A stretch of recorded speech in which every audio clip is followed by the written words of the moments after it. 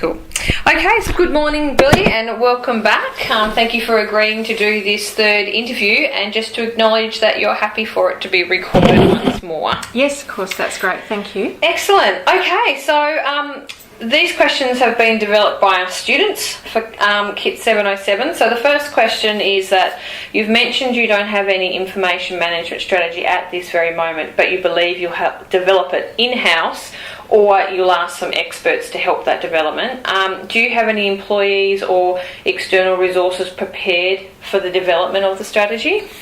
No, we don't at the moment. And if I might just go back and explain why, because sitting there hearing that we don't have strategy may sound strange, and you would be right.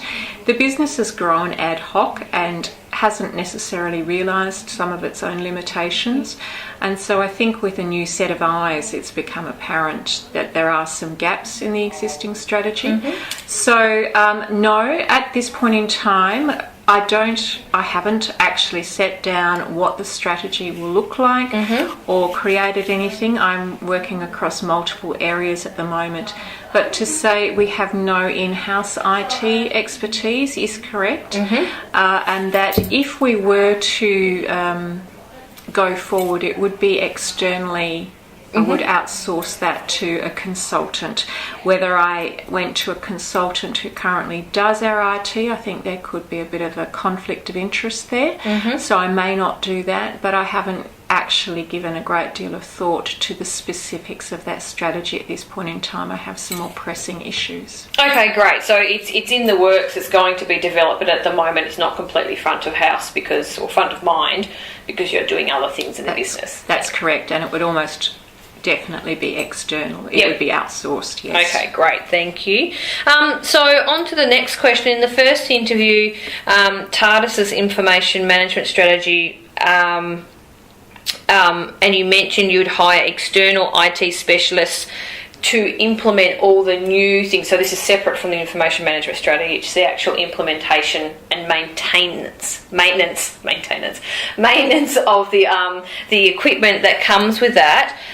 So during that process, how do you envisage protecting sensitive information that the IT service would have to handle? So whenever I engage external consultants, irrespective of what field they're in, I get them to sign confidentiality agreements. And, you know, that's in terms of the legal side, but the other part, I guess, comes back to my experience in the field and just gauging what people to be able to trust with that sorts of information.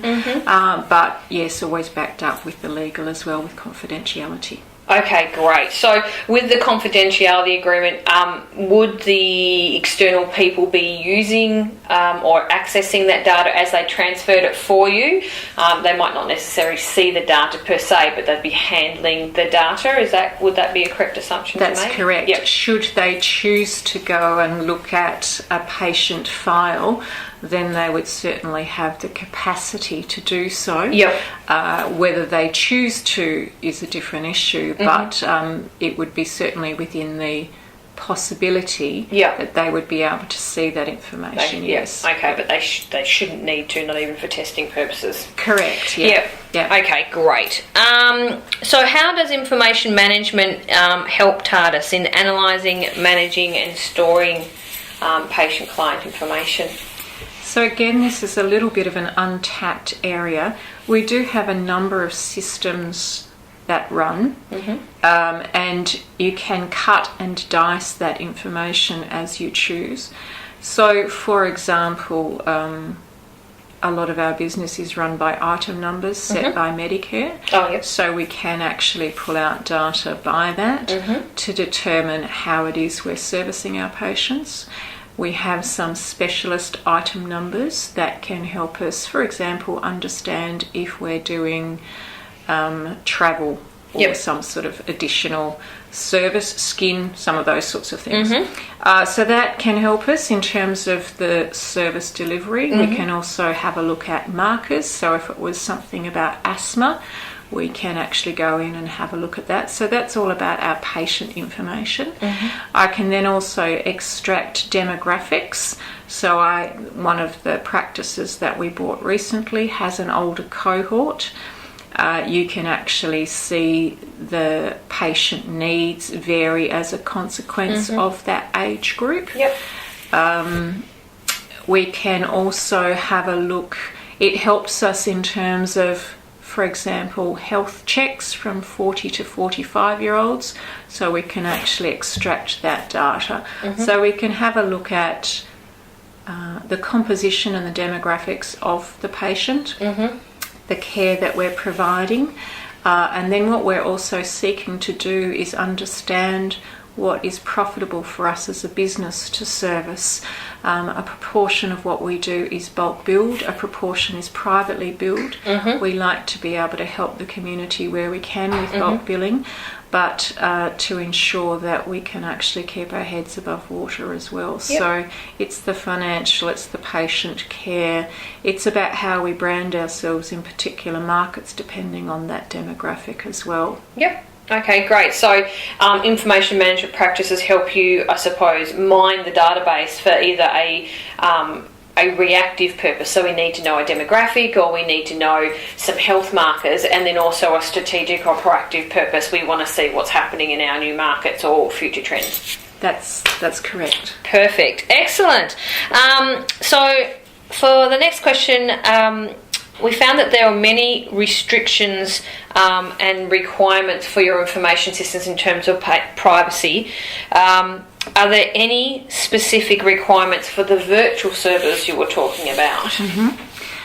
So there's not, in terms of the restrictions and the requirements. I would take that to understand around the regulatory environment as opposed to my own personal requirements. Yep.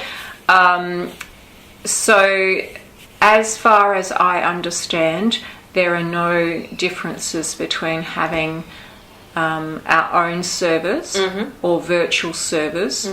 The restrictions under both scenarios are the same. Okay, right. Yep, so the virtual services, I guess the only main restriction would be the database has to be maintained in an Australian Correct. organisation Yes. cloud. Yep. Yeah, which was the same with regard to our own, but yes, that same caveat applies, that our data needs to be maintained in Australia. Yes. Yep. Excellent. Okay, so that would be also assuming all the sign-ons and things like that, no matter whether it's cloud or physical, it's going to have to be the same. That's right. Yes, so no change as to whether it's local or virtual. Yep. Great. So did TARDIS complete a risk analysis before they entered into the most recent acquisition in February? Yes, we did a business case, which one part of that business case was a risk analysis across the broad spectrum. I wrote that business case, and I would say that with hindsight, I did not appropriately identify the risks with IT. IT is not my specialty, and I knew it was managed by external experts, and I assumed that it would run its course. Yep. So knowing what I know now, I would have placed that at a much higher risk rating. I knew there were risks. It wasn't that I didn't, but I thought they were a manageable risk. I would view that differently with the experience that I've had. Okay, excellent. So, like you said, it wasn't in your expertise, so you focused on your area of expertise, left the IT to the resource company, and unfortunately that didn't come to a positive experience. Through no fault of their own, it was something that they hadn't done before. The size of the IT transfer, I'm told, hadn't been done in the state before. Okay, right. So it was a significant learning curve. It was significant for everybody, so no fault, just it was. Just learning experiences. Yeah, okay. That's great to hear. So for the next question, what are the short-term, medium-term and long-term goals for information management for TARDIS? do you think? So again, I'm sorry to say that I don't have anything as tight as I would like to have on that. Still being relatively new to the role and having just been through our first strategy day for the coming financial year, I would have to say that this is still a work in progress. And it would be my expectation that in the short term I will maintain external resources to support our business. I would certainly review somewhere there in the long term. I think our business needs some internal IT support. I don't know at what point along the continuum that happens, what it looks like, how it would be funded, any of those sorts of things. I certainly can see that it is a high risk area for our business that hasn't been managed appropriately to date. Okay, so that again is part of the previous discussion we had earlier. It is identified as important, however there are other things that need to be managed at the same time. So it's not that you're ignoring it, it's just that it's got to go with the hierarchy of things. That's correct, yes. Okay, that's great. So I suppose speaking of trying to get things sorted, has the organisation decided on its current and target maturity level, which is based on the capability, maturity, model integration, and identified the gaps, so in the business life cycle? So the business has been undertaking growth, some organic, some startup, and some acquisition. So the acquisition in February was the most sizable that the organisation has done, and it has had a great number of challenges, which has meant that we've now had to delay further acquisition or growth strategy for a longer period than we had in mind. We're now looking at embedding and getting the business the structural pieces that we need, like our strategy for IT, in place and have everything in a workable form by the end of 2020, at which time we would then seek to grow either through acquisition or startup for other practices thereafter. So the right here, right now, we're just going to stabilise the business and embed and create a strong platform for growth. Excellent. And then move, having those pieces in place, subject to those pieces being in place, move into growth again. Okay, so it sounds like we had momentum with the business prior, then the acquisition of the business bigger than you thought, a few things have cropped up, so now we're going to stabilise and then we'll move on with the plan. That's correct. Great, okay. So can you tell us more about the migration to the virtual services, please? Suppose first off, what issues did you want to specifically address in this migration? And then is it the same specialist software running on the cloud server than the physical server? So this move to the virtual server was precipitated by the acquisition in February. The servers that we had in-house were reaching the end of their natural life as it was. We were looking to replace those in the next 6-12 months time frame. They were at capacity, they were aged, it just needed to be done. Bringing in a business of about a third or 30% of what we were doing already, bringing that on board brought forward our need to review what we were doing with our servers. So that was one part of what we did. We could have just bought a new server and continued with the same strategy, which then moves to the second half of the question, which is why virtual. So what I was seeking to do was ensure that we had the physical protection of the site. We were running servers at our sites. I felt that that wasn't optimal. Wanted to have it off-site. I wanted to have it protected physically with all the security that came with a virtual server. Also wanted to have the backup systems. We had a very manual backup system. This enabled the IT specialists to be doing that. So it actually took some of the risks of running our own server, especially when we didn't have in-house expertise, and really passed that responsibility to the IT provider as opposed to trying to do that ourselves. So there were the two parts, the aged hardware and then whilst doing that to actually move to virtual. Excellent. Okay, great. And is that the same software for both? So that was on the physical servers, all the software programs and the things that you're accessing, is it the same now that you're virtual, or has it had to change? Yes, it is. It's the same, but I would say, so with regard to our existing business, we maintained exactly the same software that we had before.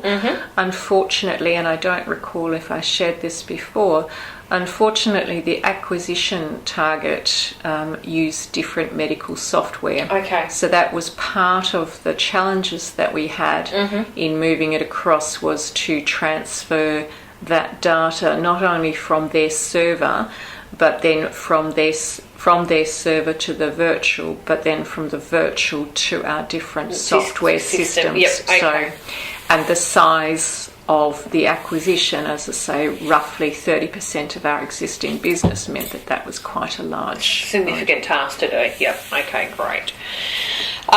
So speaking of integration, you mentioned some issues that happened during the integration, for example, like the duplication of files. How extensive was the testing that identified this, and was there a budget or resource allocation to this task? So the testing that was done was about transferring the files to the virtual server and ensuring that occurred. There were limitations on being able to test the data of the target company because we hadn't acquired it yet. So we did actually get approval for that. We, as in the IT outsource people, did do testing on that, and it transferred across. I don't know that, so they may have seen that patient X transferred across to patient X. I don't know how much they then went into the file, as we were talking about before, the actual patient data. If they had gone in and had a look at an MRI that had been done on patient X, they may just have seen that it transferred, but not that the data for the MRI... the actual stuff was in there, I don't know that, but there would certainly have been some limitations about precisely what was being tested. Perhaps at the IT level they ticked yes, it transferred. The other issue was that when we then went on to help and do some of that integration and merging of the files, every time our people went in, and as you do, you go to save the data each time, what we found was that each save created a new file. Oh, so save as instead of a save in a way. Precisely the detail I couldn't tell you. But our people were doing the right thing as they were doing the integration of the file, saving as they went, which meant they had up to 10 if they saved 10 saves in the integration, they'd have 10 files at the end of that process. That wasn't identified in the initial testing. But became apparent throughout the process. All right, excellent. That's a lot of fun. There's been a lot of fun, Erin. A lot of fun. And that's still being sorted out, isn't it? Yeah, we're still working through those issues. Okay. And you've asked about a budget. I was given a quote up front, and I got them to keep to that quote. as we went through. So, for example, with the testing, I tried to allow enough fat for people to do the job they needed to, and they were excellent in coming back to me and saying, we've got 3/4 of the way through, or we can do this and not spend it. So we worked really well. As I say, the IT company I have a lot of respect for, a lot of time for. It was really just probably outside anybody's skill sets. So the expenditure was just short of $50,000, Right. which was not necessarily what I was expecting. I guess one always hopes for as little as possible, but there was a lot of people time involved in that, and I understand that's where the expense is. Yep, okay. Excellent, thank you. So moving away now from the integration but to the actual using the service day by day, I guess, what kind of services from NBN do you use? And if you use it, have you noticed any kind of improvement? Is there any other investments of the NBN aside from the private satellite, or is that still your main operation modus, so to speak? So yes, certainly the microwave link that was established 7 to 10 years ago, very roughly, was pre the rollout of NBN broadly, because of the data speeds that were required. So that investment remains, and the new site has been linked to that. We do have some ancillary reliance on NBN for security and a variety of other lesser things, not part of our main business, if you like. So no, the NBN doesn't play a big part in our life, and there's been no change. No improvement, because we're just not relying on it. It continues. The speeds that we get from our microwave link are at least, well, they exceed the NBN. As the NBN improves, then perhaps it will become comparable, but at this point in time it's still slightly ahead of the NBN, I believe. Okay, great. That's good.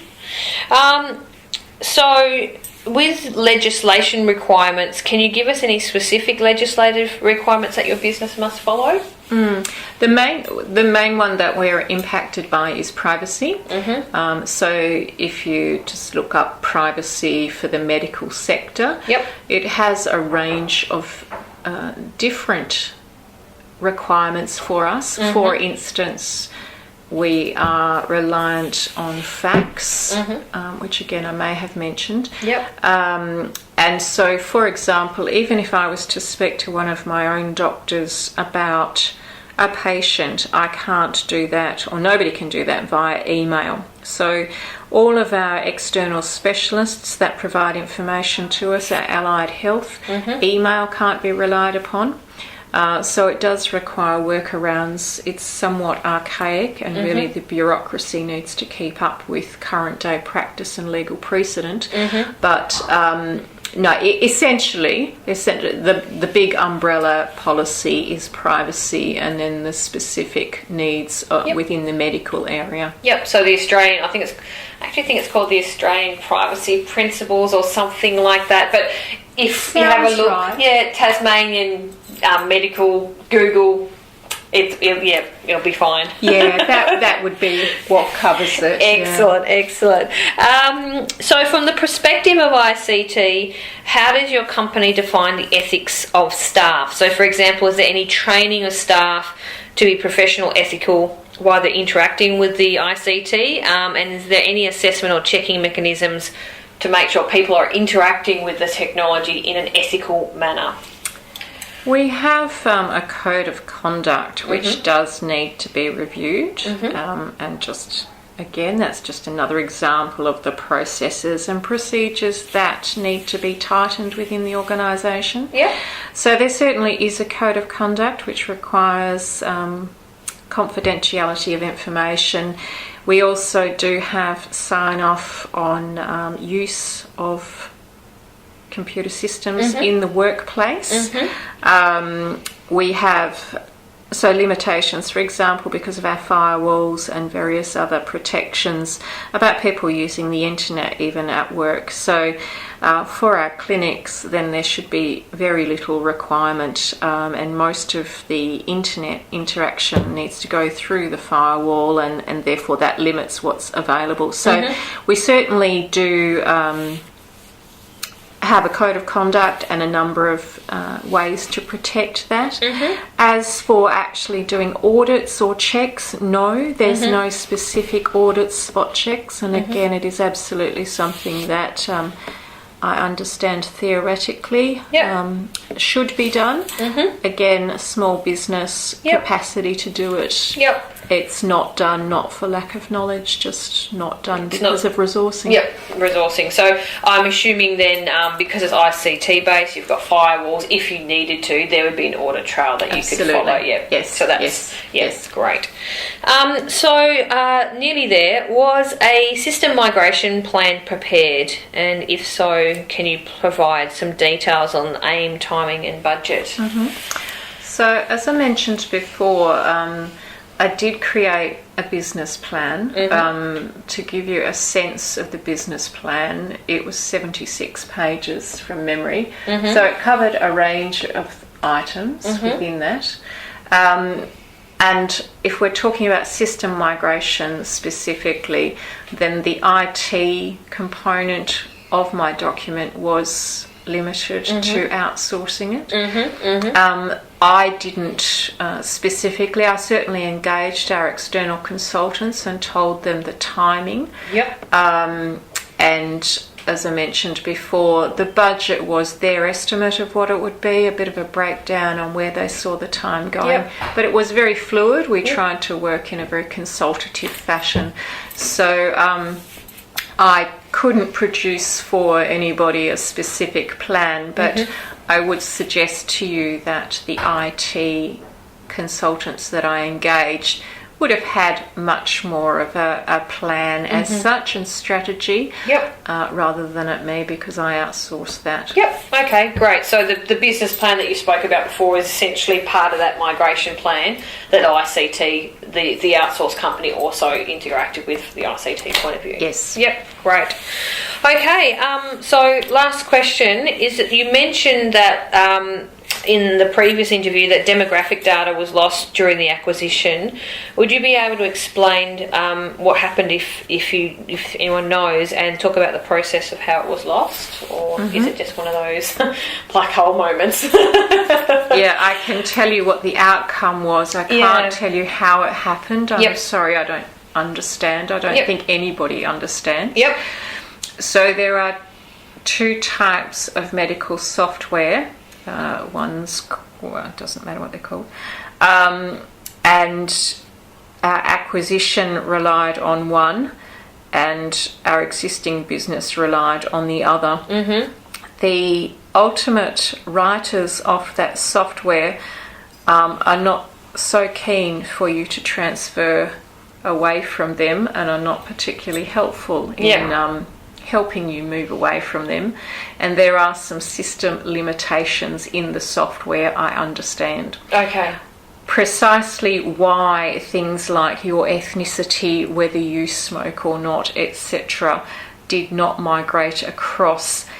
My understanding is it's something to do with the way that the software was written, and that it's not understood by the other software. Okay, All right, so they're using different tags or different codes, so when the databases try to communicate, you've got one database going, I have no idea what this means, so we're just going to ignore different it. Strings, different ways that coding is put together, so that it's not, whether there's spaces or underlining, attaching that, it's not reading it the same way. And so to the lay person, which is me, that the result is that it just doesn't populate. There's just come over. No information, not the wrong information, just completely blank. So where there was, and so the reason that this other than just because it would be nice to have, it is a requirement, government requirement, for us to be collecting data. For example, about Aboriginal Torres Strait Island heritage and ethnicity is specific criteria that needs to be looked at in the healthcare industry to ensure that we're improving those outcomes. So that's the sort of demographic data that is just merely absent as a consequence of this transfer. Okay, right. So it's and you mentioned, so there are only two types of medical software in the field, and basically, and you had one, and the incoming company had the other. Correct. Okay. All right. Yep. So in our type, or in our part of the medical industry, it's predominantly these two. Yes. Okay. Excellent. All right. Well, great. Thank you so much for your time again, Billy. It was really wonderful talking to you, and we may touch base one more time just to do the final cap off. But thank you for your time. I'm looking forward to seeing what the outcomes are. Excellent. Thank you. Bye.